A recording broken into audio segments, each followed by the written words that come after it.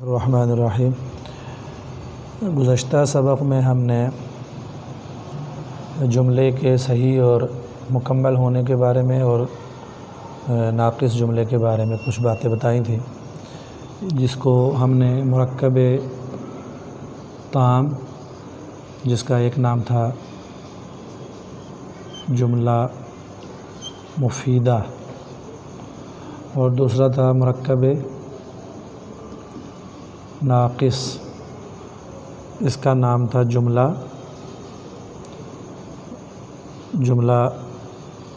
غیر مفیدہ۔ تو جملہ مفیدہ وہ جملہ جس کا فائدہ ہو، اور جملہ غیر مفیدہ وہ جملہ جس کا فائدہ نہ ہو۔ اور مرکب تام سے بھی مرکب دو سے یا دو سے زائد لفظوں کے مجموعے کو مرکب کہتے ہیں، اور تام تمام سے ہے مطلب جملہ جس سے پورا ہو جائے۔ مرکب دو یا دو سے زائد الفاظ کو کہتے ہیں، اور ناقص نقص سے ہے، نقصان سے ہے، جس میں کمی ہو، یعنی اس میں بھی جملہ مکمل نہیں ہوتا۔ اب جملے کے مکمل ہونے کے لیے تین بنیادی چیزیں ہوتی ہیں، ایک ہوتا ہے مسند، ایک ہوتا ہے مسند الیہ، اور ایک ہوتا ہے اسناد۔ تین چیزیں ہوتی ہیں۔ جس بھی جملے میں یہ مسند الیہ اور اسناد پایا جائے گا وہ جملہ مفیدہ ہوگا، یعنی کہ وہ مرکب تام ہوگا۔ اس سے مکمل بات سمجھ میں آ رہی ہوگی۔ اب مسند جو ہے یہ ہمیشہ فعل ہوگا، اور مسند الیہ جو ہے وہ ہمیشہ اسم ہوگا۔ اس اعتبار سے جملہ مفیدہ دو قسموں پر تقسیم ہوتا ہے۔ جملہ مفیدہ اسمیہ بھی ہو سکتا ہے، اور جملہ مفیدہ جو ہے وہ فعلیہ بھی ہو سکتا ہے۔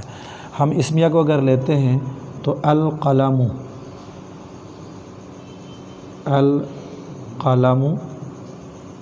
جدید، القلم جدید اگر ہم کہتے ہیں تو یہ اس میں القلم جو ہے یہ مسند الیہ ہے، اور جدید جو ہے یہ مسند ہے۔ اور قلم نیا ہے، جو ہے لفظ ہے جس کو اردو میں ہم ہے بولتے ہیں، یہ معرفہ اور نکرہ کے ملنے سے اسناد خود وجود میں آ جاتی ہے۔ یعنی کسی بھی جملے میں پہلے لفظ کے شروع میں اگر الف لام آ رہا ہے وہ معرفہ ہوگا، اور دوسرے لفظ کے آخر میں تنوین آئے گی، یعنی دو پیش آئیں گی، تو یہ نکرہ ہوگا۔ تو معرفہ پلس نکرہ ایکول ٹو جملہ مفیدہ ہوگا، مرکب تام ہوگا، اور اس میں اسناد خود بخود موجود ہوتی ہے، اگرچہ وہ لفظوں میں نظر نہیں آتی ہے۔ اب اس میں جو فعل کی مثال ہے، فعل کی مثال اس میں آپ کہہ سکتے ہیں نصر خالد۔ اس میں جو نصر ہے یہ مسند ہے چونکہ یہ فعل ہے، اور خالد جو ہے یہ مسند الیہ ہے چونکہ یہ اسم ہے۔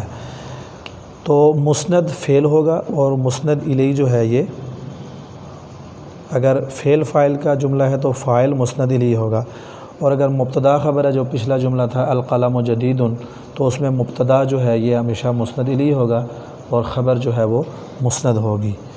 تو یہ سٹیپ 1 تھا کہ آپ کسی بھی جملے کو پہچاننے کے لیے کہ یہ مفیدہ ہے یا غیر مفیدہ ہے، اس میں تین چیزوں کو آپ دیکھیں گے، اور وہ لفظوں میں آپ کو دو چیزیں نظر آئیں گی، ایک مسند نظر آئے گا اور ایک آپ کو مسند الیہ نظر آئے گا۔